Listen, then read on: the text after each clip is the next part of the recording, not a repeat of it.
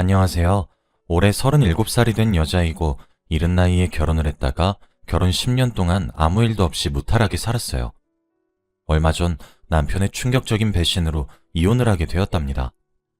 저는 20대에 결혼을 했고 그 당시에는 주위 사람들 중에 한 명도 결혼을 했던 사람이 없어서 많이 망설였지만 그때의 남자친구가 저에게 정말 헌신적이었기 때문에 결혼을 확신할 수 있었죠. 정말 어느 정도였냐면 데이트를 할 때마다 장미꽃 한 송이씩 사와서 저에게 준 것은 기본이었고요. 제가 조금 덜렁거리는 성격이라 음식을 먹으면 많이 흘리고 옷에 묻히면서 먹어요. 이런 저의 어린아이 같은 모습도 마냥 귀여워해주면서 오로지 저를 위해 그 사람의 가방 속에는 항상 물티슈와 휴지가 있었답니다. 제가 뭘 흘리면 에휴, 우리 유진이 또 흘렸어? 라며 가방 속에서 티슈를 꺼내서 닦아주는 아빠 같은 남자였죠. 남자친구는 저보다 오빠여서 너무 듬직했고 직업도 좋은 편이라 돈 걱정은 없었기 때문에 저는 결혼과 동시에 모든 경제적인 활동은 그만두고 하루 종일 집안일만 하면서 살았어요. 시부모님도 정말 좋으신 분이신데 제가 어릴 때 결혼을 해서 할 수 있는 요리가 하나도 없었어요. 정말 과일도 못 깎았는데 그저 괜찮다고 우리 집안에 저 같은 며느리가 들어온 것만이라도 감사해야 한다면서 어머니께서 다 깎아주셨답니다. 지금은 결혼 생활을 오래 했다 보니 다 할 수는 있지만 그때는 아무것도 할 수 없는 아기 같았죠. 아무튼 결혼을 하고 사람들은 남편이 바뀔 거라고 했는데 남편은 오히려 저에게 더 잘해주었고 하루 종일 붙어 있을 수 있다며 좋아했습니다. 집에서 혼자 있을 제가 너무 외로워 보인다며 제가 해달라는 것은 다 해줬고 항상 퇴근길에 꽃집에서 장미꽃 한 송이를 사오는 세상에서 가장 멋진 남편이었죠. 외박도 한 번 안 하고 가끔씩 회식을 하면 연락도 잘하고 집에는 항상 술에 취하지 않은 채로 잘 들어왔어요. 그래서 그런지 저희는 그렇게 10년 동안 싸우지도 않고 늘 신혼처럼 지내게 되었죠. 제 친구들은 이제 나이가 좀 있으니까 하나둘씩 결혼을 하는데 다들 저희 남편을 보고 어떻게 연애 때보다 더 저를 사랑해주냐면서 자기 남편은 너무 변했다고 이혼하고 싶다고까지 하더군요. 저는 모든 남편이 전부 다 저희 남편처럼 초심을 잃지 않은 채 아내에게 잘해주는 줄 알았는데 그게 아니었던 것이죠. 저는 항상 친구들 모임을 가면 부러움을 받는 사람이었습니다. 최근 들어 남편은 골프라는 취미 생활을 얻었고 처음에는 같이 몇 번 다니다가 제 적성에는 맞지 않는 것 같아 남편은 혼자 다니게 되었죠. 그런데 남편은 골프 때문에 생전 한 번도 해보지 않은 외박도 잦아지고 연락도 잘 되지 않았어요. 남편 말로는 골프하느라 바빠서 그랬다고 미안하다고 하지만 술을 먹으면서도 연락을 잘했던 남자인데 10년 만에 사람이 이렇게 한순간에 바뀔 수 있나요? 그치만 처음에는 남편을 의심하지 않으려고 했답니다. 그런데 제가 말하지 않아도 항상 꽃을 사오던 남편이 이제는 꽃도 사오지 않는 거예요. 그래서 내심 섭섭하다고 내색을 하니까 이제 꽃도 많이 받아봤으니까 질리잖아 라고 하는 게 아니겠어요? 무려 10년을 넘게 받았었는데 저는 단 한순간도 질레했던 적이 없었습니다. 그런데 카드 회사에서 날아온 명세서에는 꽃집에서 결제를 했던 흔적이 있었죠. 분명 저 말고 다른 여자에게 꽃을 사주는 게 분명했습니다. 그때까진 아직 확실한 증거도 없고 남편을 믿었기 때문에 평소와 다름없이 집안일을 하고 있었죠. 그런데 그때 제 휴대전화로 문자 한 통이 왔고 문자의 내용은 충격적이었습니다. 남편이 저에게 보낸 것이었는데 여보, 나 좋아하는 사람 생겼어. 앞으로는 이 사람이랑 같이 살 거야. 우리 이혼하자. 라고 왔어요. 오늘 아침에도 웃으면서 회사 잘 갔다 오겠다고 했던 남편이 이런 문자를 갑작스럽게 보낸 겁니다. 그런데 1분 뒤 사진 한 장이 더 왔는데 바로 다른 여자와 입을 맞추고 있는 남편의 모습이었습니다. 저는 문자만 왔을 때는 잘못 보낸 줄 알고 무시하려고 했지만 사진까지 왔을 때에는 정말 당황스럽더라고요. 정말 이 사진이 합성이 아니고 사실이라면 남편은 저를 두고 다른 여자를 만나고 있는 거잖아요. 너무 화가 나고 다른 여자를 만나고 있으면서 어떻게 제 앞에서 다정다감하게 얼굴에 그런 철판을 깔 수 있는지 지금 당장 남편을 보면 뺨을 후려치고 싶었습니다. 저는 그 뒤로 앞으로 어떻게 해야 할지 생각에 잠겼고 결국 남편과 이혼을 하기로 결심했습니다. 저희 사이에는 사실 아이도 없었고 둘이서만 살고 있었기 때문에 이혼은 쉽게 할 수 있을 것 같았거든요. 그렇게 남편이 퇴근을 하고 집으로 돌아왔습니다. 평소 같으면 항상 식탁에 저녁 밥상을 차려놓고 웃으면서 반기는 제가 그날따라 밥도 차리지 않고 남편이 와도 현관으로 나오지 않으니 저를 이상하게 생각했나 봅니다. 여보, 오늘 무슨 일 있었어? 라고 하더라고요. 그 문자를 저에게 보내놓고 그런 말을 하다니 아예 대놓고 모른 척을 하면서 당당하게 그 여자를 만나려고 하나 보다 싶었습니다. 그래서 저는 뭐? 지금 그게 할 말이야? 라고 했는데 남편은 끝까지 그게 무슨 소리냐는 말과 이상한 표정을 짓더라고요. 저는 더 이상 남편과 말을 하기 싫었고 방으로 문을 쾅 닫고 들어갔습니다. 저는 침대에 누워 인터넷에서 이혼에 관한 정보들을 알아보았고 몇 분 뒤에 남편이 제가 누워있는 방으로 들어와서 여보, 배달음식 시켰어. 저녁 먹자. 라고 하는 게 아니겠어요? 저는 이 상황에서 밥이 넘어가는 남편이 너무 어이가 없어서 거실로 가서 배달 온 음식들을 바닥으로 던졌습니다. 음식들은 다 땅에 떨어져서 못 먹게 되었고 남편은 그런 제 모습에 여보, 미쳤어? 오늘 도대체 왜 이래? 평소랑 너무 다르잖아. 무슨 일인지 나한테 설명을 해줘야지. 뭐? 내가 미쳐? 미친 건 너잖아.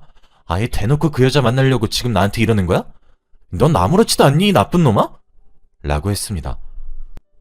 남편은 도대체 그게 무슨 말이냐며 알아듣게 설명 좀 해보라고 했고 저는 낮에 저에게 문자 온 내용들과 사진을 보여주었습니다.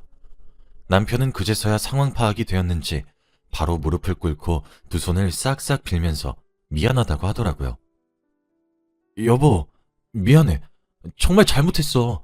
그런데 그 사진 내가 보낸 거 아니야. 그 말을 듣고 그럼 도대체 누가 보낸 거냐고 했어요. 그런데 남편도 자긴 모른다며 누가 자기 폰을 빼앗아가서 몰래 보낸 것 같다고 했습니다. 저는 그것보다 남편이 바람을 피우고 있다는 것이 더 중요했기 때문에 당장 이혼을 하자고 했어요. 그래도 네가 다른 여자를 만나고 있다는 것은 사실이니까 우린 더 이상 예전처럼 돌아갈 수 없어. 이혼하자. 여보, 제발 이혼은 안 돼. 제발. 내가 그 여자랑 헤어질게. 어? 나보고 그 말을 믿으라고? 지금 당장 시어머니한테 가서 이 사진 보여드릴 거야. 남편과 그 여자는 만난 지 아직 3개월밖에 되지 않았다고 해요. 남편도 단순한 호기심으로 만남을 가졌는데 이렇게까지 깊은 관계가 될 줄은 몰랐답니다. 매번 저를 볼 때마다 죄책감을 느끼긴 했는데 그 여자를 쉽게 떼어놓을 수 없다고 해요. 시어머니는 저희 집 근처에서 살고 계셔서 걸어서 5분 거리에 살고 계십니다. 그래서 얼른 남편과 함께 시어머니에게 가서 문자로 왔던 사진을 보여드렸죠. 그러자 시어머니는 미안하다 며느라. 내가 죄인이야. 전부 내 잘못이라고. 아들 잘못 키운 내 탓이니까 욕을 하거든 나에게 전부하렴. 정말 미안하다. 라고 하시더라고요. 대부분 시어머니는 아들이 바람을 피운다고 하면 며느리에게 네가 얼마나 매력이 없으면 그러겠니? 라고 하셔서 어머니도 오히려 제 탓을 하실 줄 알았죠. 그런데 저희 어머니는 그러시지 않으셨고 제발 이혼만 하지 말아달라고 부탁했습니다. 아무 죄도 없는 시어머니가 아들 때문에 자기보다 한참 어린 며느리에게 두 손을 싹싹 빌고 있는 모습을 보니 정말 마음이 아프더라고요. 며느라, 내가 죽어서라도 이놈 그 계집애랑 헤어지라고 할 테니 제발 딱 한 번만 우리들 봐주면 안 되겠니? 내가 하라는 거 다 할게. 어? 그래 여보. 나 무조건 헤어질 테니까 제발 한 번만 나 믿어줘. 남편의 말은 귀 기울여 듣지 않았고 시어머니가 그렇게까지 애원하시니 저는 알겠어요 라고 해버렸습니다. 지금 돌아보면 절대 그 선택을 했었으면 안 됐는데 그 당시에는 두 사람이 동시에 저를 붙잡아서 어쩔 수 없었습니다. 그렇게 남편은 저의 마음을 겨우 되돌리고 나서 다시 평소처럼 돌아왔습니다. 예전같이 퇴근 후에는 계속 장미꽃을 사왔고 외박도 안 해요. 골프는 예전만큼 자주 가진 않는데 가끔씩은 갑니다. 그래도 연락이 잘 되니까 웃으면서 보내줘요. 저는 일주일 후 남편에게 그래서 그 여자랑 헤어졌어? 라고 물었죠. 그런데 남편은 헛기침을 했고, 그럼 당연하지. 내 인생의 여자는 우리 여보밖에 없어. 라고 하는 겁니다. 사실 그때는 이미 남편에게 배신을 한번 당했던 때라서 남편을 예전만큼 사랑하진 않았어요. 그래?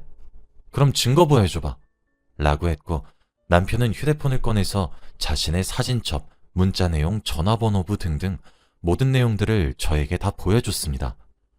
그래도 제가 믿지 않는 듯한 표정을 짓고 있으니 아예 저에게 자신의 휴대폰 비밀번호를 알려주면서 자기가 의심이 될 때마다 자기 휴대폰을 보라고 하더라고요.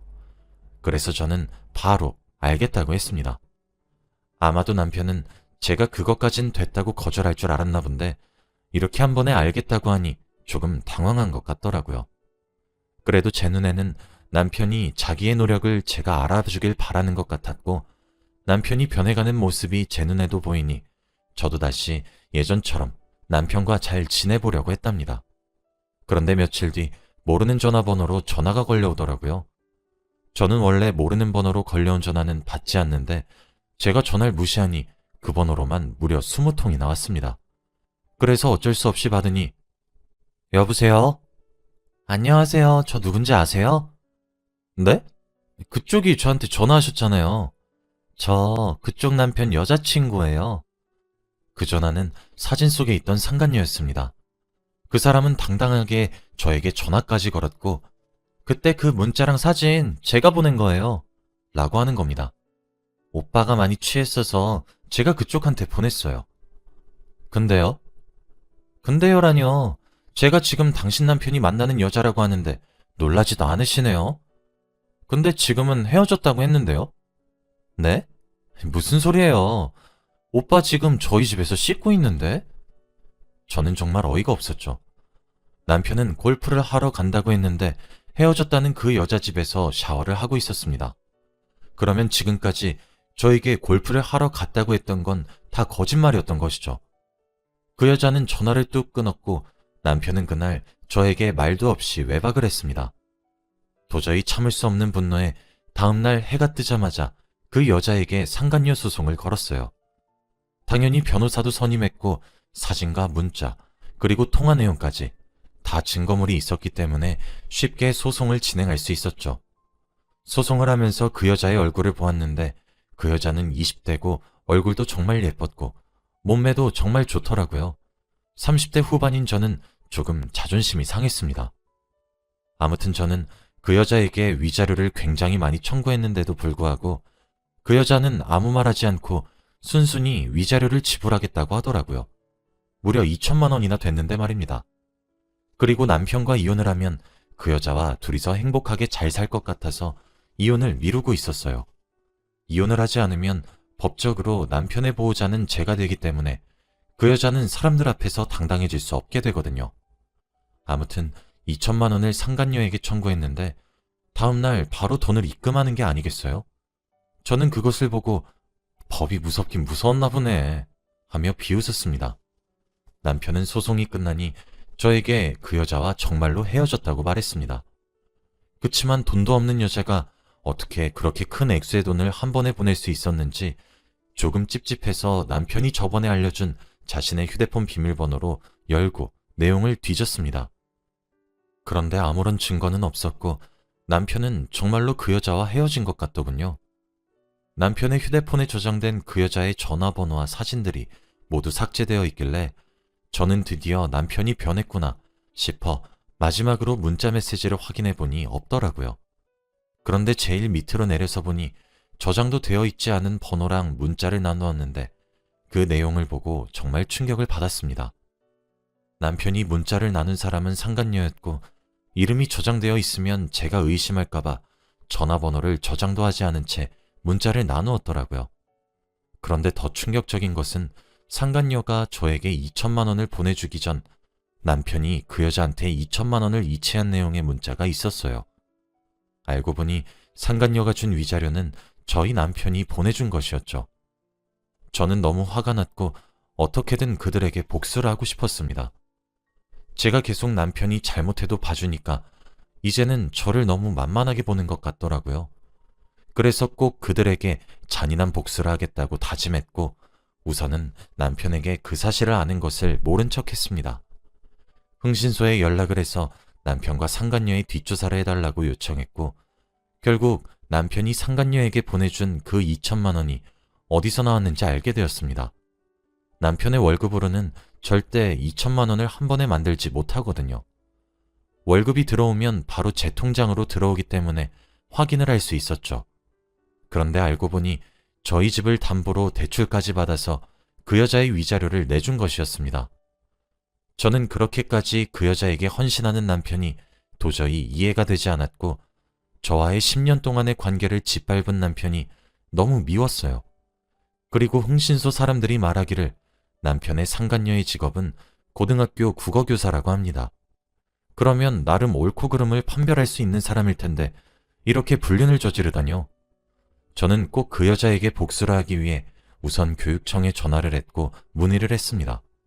그런데 불륜은 불법이라 사진과 통화 내역, 그리고 문자 내용을 동봉해서 신고를 하면 그 여자를 파직시킬 수 있다고 하더군요. 그래서 저는 바로 손수 그 여자가 보낸 문자와 사진, 그리고 통화 내용까지 모조리 다 인쇄를 해서 교육청에 보냈고 그 여자가 잘리기를 기다렸습니다. 그걸로도 저는 성에 안 차서 흥신소 사람들이 알려준 그 여자의 부모님 집에 우편함에 제가 인쇄한 자료들을 넣어두고 왔어요. 그리고 그 학교 홈페이지에도 자료들을 업로드했고, 하다못해 근무하고 있는 학교 학생들 학교 시간에 맞추어 학교 앞으로 가서 학생들에게 국어 선생님 김땡민 선생님의 실체 라면서 자료를 퍼뜨렸습니다. 시간이 지나고 나니 그 여자가 저에게 전화가 왔고 전화를 받기 전에 전화 내용을 녹음했습니다. 당신 미쳤어? 기어이 내 일자리까지 뺏어야 했니? 정말 끔찍하다. 당신 하다못해 우리 엄마 아빠한테 이런 걸 알려? 당신이 이러니까 오빠가 당신 두고 나랑 사귀는 거야. 너 같은 여잔 매력이 없거든. 학생들한테 내 소문이 어떻게 났는지 알아? 내가 너 당장 찾아가서 죽일 거야. 딱 기다려. 야, 말 조심해. 아직 복수는 시작하지도 않았어. 라고 한 뒤 제가 먼저 전화를 확 끊었습니다. 저는 바로 경찰서로 가서 그 여자를 상대로 소송을 또 걸었는데, 바로 아까 녹음한 전화 내용을 증거로 제출하고 정신적 피해 보상금으로 1억을 요구했습니다. 그 사실에 상관녀와 남편은 둘이서 평생 저에게 돈만 갚다가 생을 마감해야 했죠. 사실 남편과의 이혼은 하지 않으려고 했는데 집도 담보대출로 넘어간 마당에 더 이상 그곳에 살 수 없을 것만 같아 저는 남편과 이혼을 결심했습니다. 지금은 이혼 소송과 상간녀에게 건 소송 총 2가지가 진행 중입니다. 이혼은 무조건 위자료를 많이 청구할 예정이고요. 정신적 피해 보상금도 다 받을 거예요. 이렇게 복수를 하고 나니 조금 후련한 것 같습니다. 정말 10년 동안 한결같던 사람이었는데 이렇게 한순간에 저는 버려졌네요. 사람 안 변한단 말은 다 거짓말인가 봅니다. 이제는 오로지 제 자신만 믿으려고요.